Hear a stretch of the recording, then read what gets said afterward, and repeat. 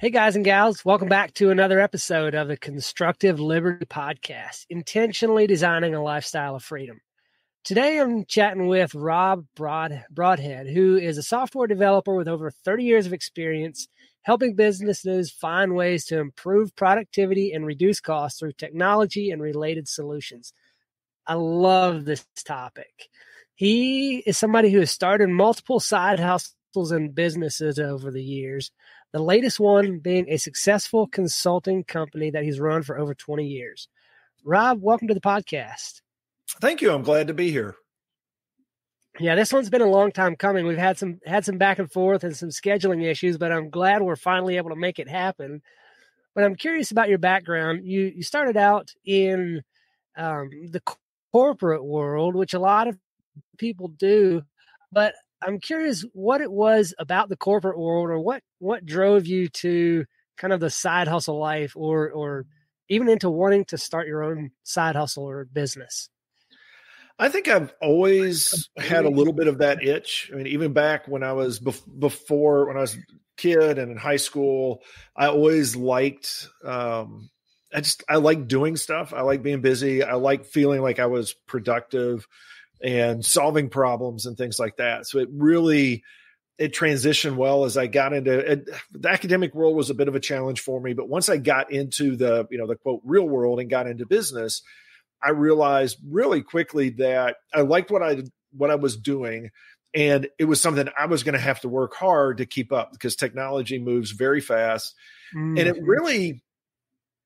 it really sort of bloomed out of me finding that the best way for me to learn and to stay current was to build applications, to do something that was not just doing it just to do it, but to actually solve a problem. And so as I was, expanding my skills and looking at how I could grow, I would look for problems that I could solve, opportunities to take this new skill that I want to learn and use that to build the skill and to also create a solution. It's sort of like the inverse. If you've heard where somebody says, if everything looks like a nail, if all you have is a hammer.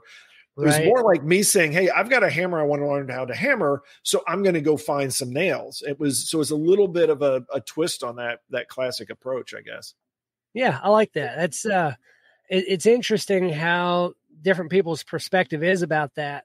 We often do start out you have a hammer, and so everything becomes a nail, but finding the right nails to use for the hammer that you have, not a lot of people go there. So I really like how you brought that out. Was there something about the corporate world that kind of drove you to it? Like, because a lot of people face massive burnout when, they're in that corporate lifestyle. Was that a factor at all? Or was it just, I really want to do my own thing. I want to pursue this path. And so I'm making a change here. It really was a little of both. I mean, part of it is I always liked, I bristled against the corporate structure of like roughly a 9-to-5, work schedule. And even though when I started out, like most people, you start out, you're just pouring hours and work into, your job and your career. Right. But I didn't like having the structure they had. I always liked having a little bit of control over my own time, my own schedule, and being able to, while, you're always driven by customers, but also to be able to go out and solve problems that were not part of the company, the company approach or the company focus. There was always going to be extra things that I wanted to do that was outside of what they wanted to do. And so finding the time to do that, and then realizing that if I went and worked for myself, I'd sort of, gear my work and my customers towards those things. So instead of working your day job and then trying to find a way to get extra hours to do all the things you needed for your career, is trying to find a way to sort of marry those two and then get more bang for your buck for the hours that you're putting in. Sure. And I want to get into how you help people, automate things with technology, but I kind of want to get a picture of your transition from that corporate lifestyle into running your own business. Was that something that you dipped your toes in and kind of moved slowly into, starting out as a side hustle and slowly building that up before you found the right time to jump into it all the way? Or was there just one day you said enough and you went this direction? It was was actually sort of a combination. I was dipping my toe in, and I was doing little projects here and there. And it was one of those things. I started just doing stuff for myself, and then realized, and this was back as the internet was starting to grow and become popular enough that now I could reach out to other people and find people that needed work done that I could match my skills and my projects to what they needed. And so I do a little bit here and there. And it got to a point where I was at a company that I was enjoying the work I was at, but the company basically their funding just dried up like overnight. Like literally they were coming around to hand out paychecks on a Friday, and they said, "Oh, by the way, we don't have the funding, so you're not going to have paychecks today." For most people, that's a motivation to find a different job. And for me, I basically, quickly changed gears, talked to a couple of people that I had known, and it turned out to be a perfect opportunity for me to jump into full-time working for myself at that point. It was just one of those that I'd been dipping a toe, and suddenly I sort of got like shoved over the edge, but it worked out well. I had enough confidence and enough things in place that I guess it was a calculated risk at that point. Right. Yeah. It's interesting how when we have a catalyst like that is often when the things actually work. So many people spend a lot of time dipping their toes into something, but not being able to fully commit. And so it's like the thing doesn't take off because they're not fully committed to it. How can somebody who wants to make that transition, how can they make that transition slowly, but make sure it works? Like, is there a key to having that slow transition? I think there is. And I was sort of going down that path. I think it's like something, you get enough momentum where you say, you know what, I'm going to go ahead, and I'm tired of going slow, or I feel like now I can go faster. It's sort of like riding a bike. You start out, you're going really slow, and you've got the training wheels on, and you get to a point where you're like, hey, I can do this. And you're off and running.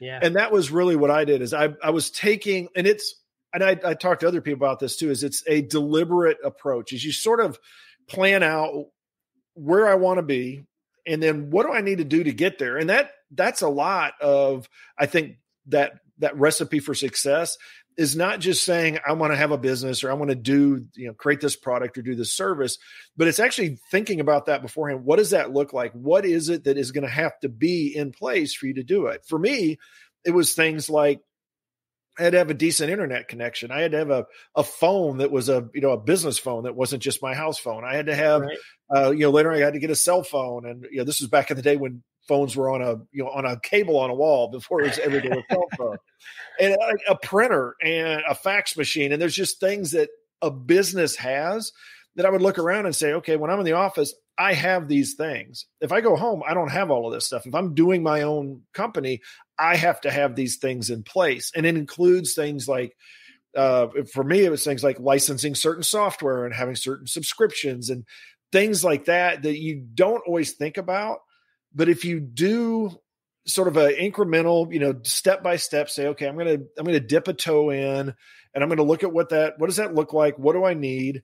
It goes back to a tool thing. If I was a carpenter, I would need to go buy a hammer and buy a saw. And it's figuring out what those things are, and then making sure that you have a plan to go do that, to go get that tool, use it, make sure you're comfortable with it, and then move on to the next step. And along the way, it's making sure that you're sort of holding yourself accountable to say, am I just sitting here, twiddling my toes, or am I actually starting to move forward? Yeah, sure. That makes perfect sense. Now, kind of going back to your main topic, the technology and automation, that's something that interests me to no end. Like anytime a new tool comes out, I'm just super fascinated, and I at least play around with it a little to see what all it can do. But I don't always have the time to dive in and really put it to its full use and get the most benefit out of it. Where do you start when working with customers, or maybe talk about how you work with your clients first, and then we'll go into kind of how somebody can find the right tools and automation things to help them out? Well, there's just so many tools and so many new tools coming out all the time that I think I've given up a long time ago trying to keep up with everything. Right. Instead, I sort of switch it. And this is what I do with customers in particular, because they don't have the time. They're doing business. They don't have the time to just be looking at what's out there. So instead, it's a focus on, and I always start with this: what are your major pain points? What are the problems that you're seeing? What are the things that, particularly from an automation point of view, it's look at your schedule for the last, the daily schedule, weekly schedule, maybe monthly schedule. What are things that are sucking up a lot of your time that if you didn't have that, if it's not, and if it's directly working with a customer, that's great. But if it's not, then what could you, what is it where if you could get that time back, you would, be able to advance your company? And it's looking at those things. And then from there, it usually falls into certain areas. It's things like, keeping up with status with employees, or submitting timesheets, or, accounting related stuff, or all of the, every business has got its own time sinks, the things that it's just going to suck up. And so it's looking at those, and then, okay, with that problem, let's go do a more focused search on what tools are out there that address that problem. And even with non-technical customers, sometimes I'll say, it's with what you're doing. If you just do a Google search or Bing search or something like that with that problem, and maybe even your industry as part of the search words, you're going to see products are going to come up. And if you want to, you can start looking through them, like you suggested. You start playing around with it, see if it's going to work. And it's typically, I recommend you go in with the problem you want to solve, and look at it. Does that tool solve the problem? Or if they would rather I do it, then I'm going to take a look at what their problems are. Go find a short list of tools. Well, it starts with a long list. Turn it into a short list and say, hey, here's 2, 3, 5 things that are out there that will do it. Here's what your costs are. Here's what your pros or cons are. Maybe I'll do a demo for them, or get people, get the customer, the vendor in to talk to them, and, help them find a good solution for their specific problem. Is there a certain industry that you find yourself working with more than others, and kind of what size of businesses do you typically end up working with? It's interesting. I live in the Nashville, Tennessee area, and there's a lot of healthcare here. So I do have there's a lot of healthcare that I've worked with, and it's perfect for automation because there's so much paperwork. There's so much, the billing and all that stuff it's all perfect for computers, because it's just basically adding and moving numbers around, things like that.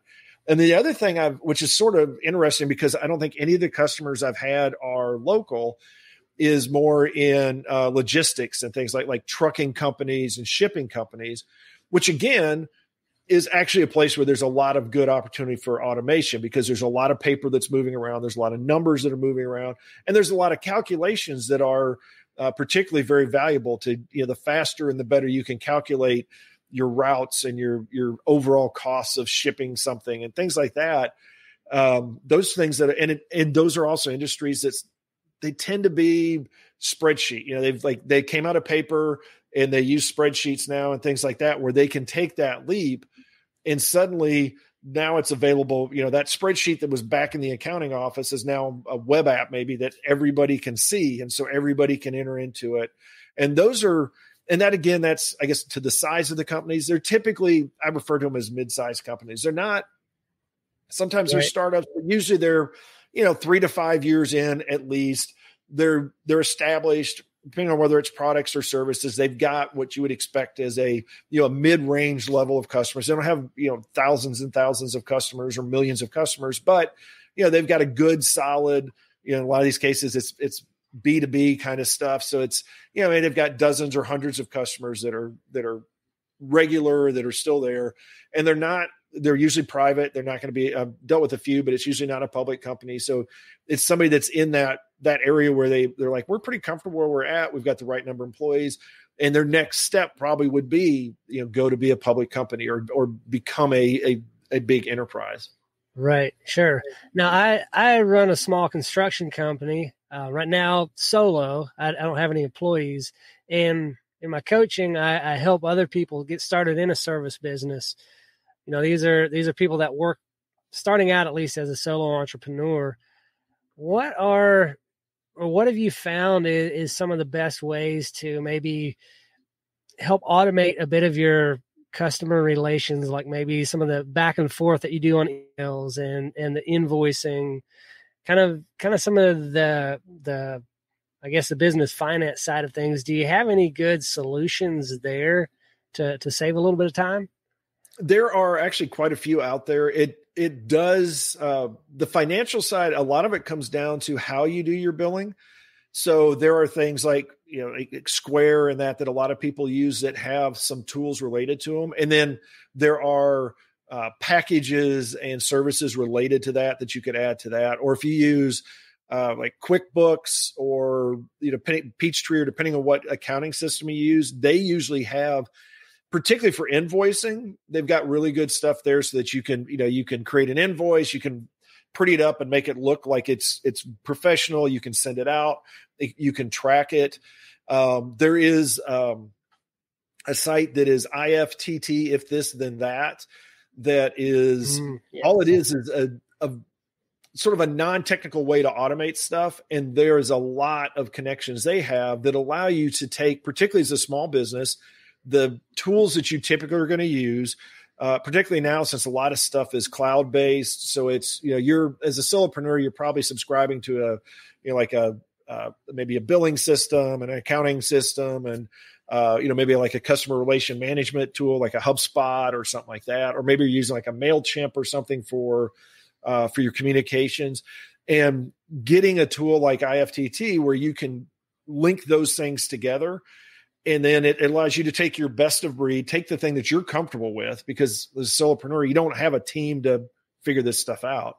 Take right. what you know, find a way to automate that, connect those things together. And then even just a little bit of that will save you time. Actually, the fastest thing when I started out as a solopreneur, the most valuable thing I did was I went in and used, and you can use it with Google, it depends on what your mail client is I just set up some mail rules and filters so that I got stuff that came in, I would automatically, like from a customer, when I got them in, I'd set up a rule. If I got something from their domain or that specific customer, I automatically threw it into a folder. So whenever I needed to look for a specific person, I could just go jump to that folder. Boom, here's all their emails. It's just like something simple like that, but you spend a lot of time organizing that stuff. And it allowed me to quickly do it without spending any time. It's just the system does it for me. It's like having your own little mail room where it's like, it's thrown into the right bucket and then you're off and running. And it's all automated. You don't have to do that yourself. So that's fantastic. How did you decide, kind of what you wanted to jump into? Were you just following an interest or was it that you saw a need and developed the interest in filling that need? It was really, it was both. I started out I had an interest, and I had a general interest in technology. I like solving problems. As I got further into it, 5 or 10 years into my career, I'd been, and in that second part of that 5 year, that 10 years, that last 6 to 10 years area, I spent a lot of time working with startups. It was that type of, it was a boom time. There's a lot of startups. So I got to see a lot of business problems you get to see all the hats when you're in a small company like that. And I realized that there is a lot of opportunity for people to utilize technology, but they don't know because they're just not technology, knowledgeable. That's not part of their thing.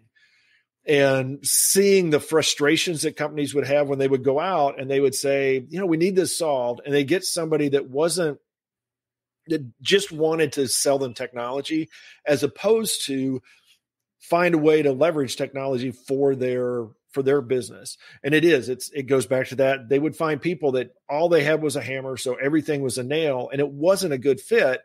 And if you're a small company, you can be out of budget really fast. You don't have a ton of money to throw at this stuff.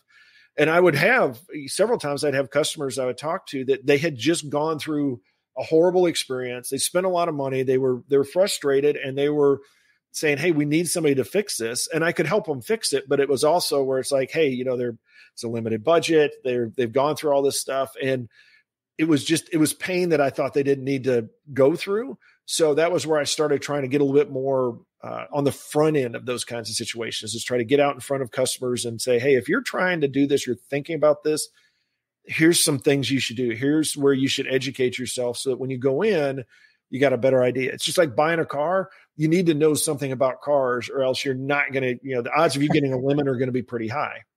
Right. For sure. Yeah. I'm always interested in how people go from 9 to 5 or corporate career, and kind of how they followed that path to starting their own business, because there's so many different ways to do it. And if we're not careful, we end up kind of in the same position, because the reason a lot of us want to start our own business is because we're tired of working for the man, or we don't even like what we're doing when we are working for the man. And,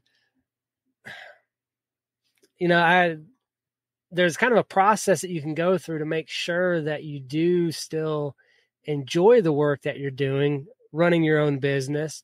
Of course, there's always going to be elements of it that you hate. There's elements of my businesses and everything that I do that I would just rather not do, but it's got to be done.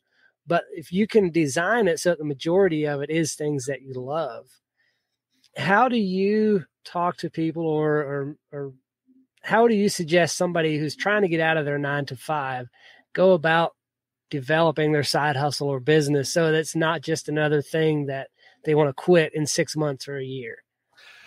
Oh, if you're in a corporate situation, you're in a stable work environment and you're looking to do a side hustle, I always start with exactly what you were talking about. What do you enjoy? What is it you like to do? Because it may be your job. It may be what you do you like. It's just the people that you work for or with, or the industry or something like that is just not good for you.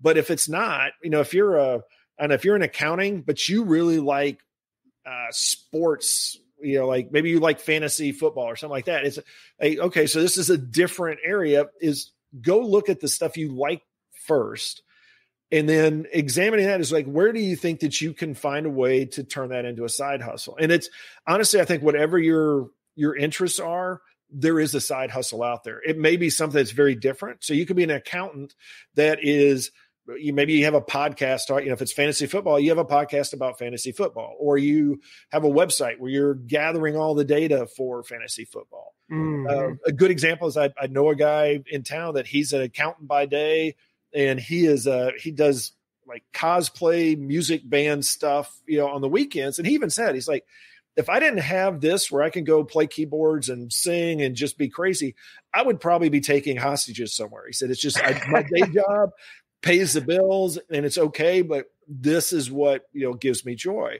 And I think that's what you need to do with your side hustle, is really make sure as you're going into it, that it's something that at the very least, it sounds fun, because, you may get into it and you say, I thought I was going to like it and I don't. It's a side hustle. You can back out, but you want to get into something. You don't want to go into something that's like, well, it's just to make money. Then you're not going to like it. You're going to get burned out on that. And you're going to be looking for the side hustle to your side hustle after that. Right. Exactly. Yeah. If you get into something that you just don't enjoy and it ends up making you a bunch of money, then it's going to be like, now I'm a slave to it because I've grown used to this new lifestyle with this extra income. And like you said, having a side hustle to the side hustle. Yep. Oh man, I love it. That's awesome. And I think that's a great place to kind of start wrapping it up. Is there anything else you'd like to share as far as, anything, somebody who maybe wants to make that transition, or even somebody who's looking for a technology solution, as they run their side hustle? Anything you'd like to share on that? I'd be more than happy to spend time talking to people. I have really two primary businesses I'm working right now. One is a consulting that's my day job, I guess, basically. Then I have a side hustle to that side hustle, which is another passion, which is my primary consulting is if you need technology solutions, if you're running through some stuff, you want to get some of the things you don't like pushed off of off your plate or automated so they take less time. Love to talk to you about that. You can go to the rb-sns.com site. There's a free 30-minute consultation there. The other side is I do have a podcast and we do blogs and that, and it's developpreneur.com, which is DEVELPRENEUR.com.